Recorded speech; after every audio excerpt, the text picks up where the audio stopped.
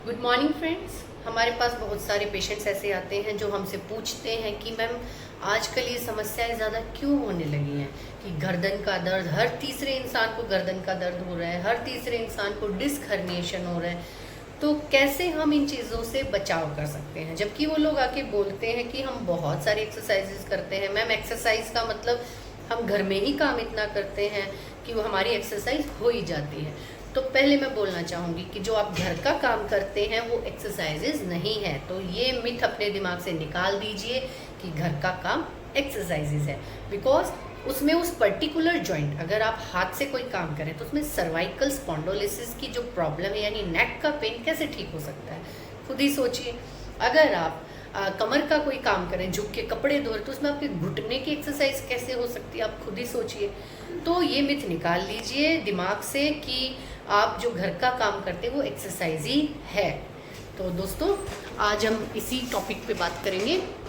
मैं कुछ आपको बताऊंगी कि हमारे साथ ऐसा क्यों हो रहा है। बिकॉज हमारे साथ ये सब इसीलिए हो रहा है क्योंकि हमारा सिडेंट्री लाइफस्टाइल है। हम अपने जीवन में एक्टिव नहीं हैं, एक्सरसाइजेस को प्राथमिकताएं नहीं देते हैं, भागम भाग इस रेट रेस में 9 to 5 की जॉब करते हैं।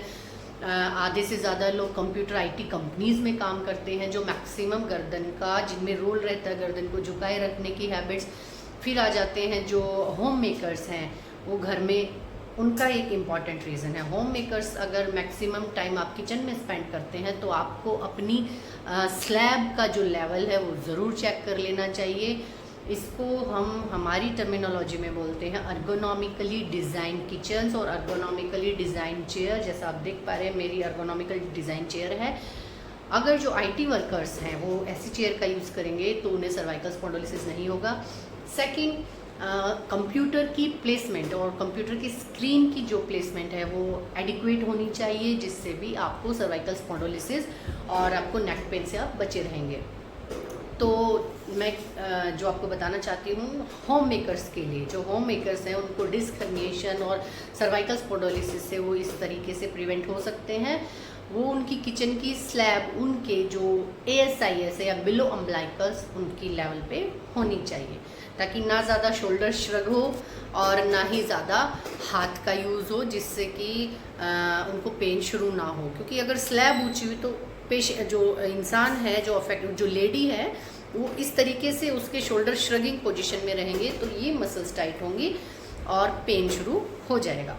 सेकेंड थिंग, ज़्यादा देर तक जो मोबाइल यूज़ करते हैं गर्दन झुका के, तो मैं एडवाइस करूँगी कि कम से कम आप एक जो मोबाइल स्टैंड आप ले सकते हैं जिस पे आप यूज़ कर सकते हैं। अगर आप ऑनलाइन कोई कोर्स कर रहे हैं, आप कोई वीडियोस देखना चाहते हैं तो आप उनका यूज़ कीजिए, आप स्टैंड्स का यूज़ कीजिए ताकि आपकी नेक पे स्ट्रेन ना आए। देखिए, बॉडी हमें सिग्नल देती है कि आपको स्ट्रेन हो रहा है, लेकिन हम उसको इग्नोर करते हैं।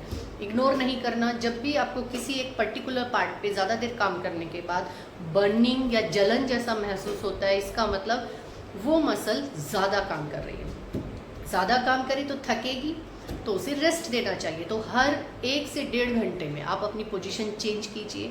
आप अगर बैठे हैं तो आप खड़े हो जाइए, और ज़्यादा देर आप चल रहे हैं या स्टैंडिंग पोजीशन में आप तो रेस्ट कीजिए, बैठिएगा। तो इन्हीं टिप्स के साथ प्लस 35+ के जो लोग हैं उनको अपनी डाइट का पूरा ध्यान रखना चाहिए, क्योंकि आफ्टर 35 बोन डेंसिटी कम होनी शुरू हो जाती है। तो आप लोग अपनी डाइट में मोरिंगा आप यूज़ कीजिए, कैल्शियम रिच डाइट लीजिए, अलसी का यूज़ कर सकते हैं। जितना आप अच्छे से खाएंगे उतना आपको आगे जाने में, आगे उम्र जैसे बढ़ेगी तो प्रॉब्लम्स कम होंगी। और एक्सरसाइज तो इम्पोर्टेंट रोल है ही।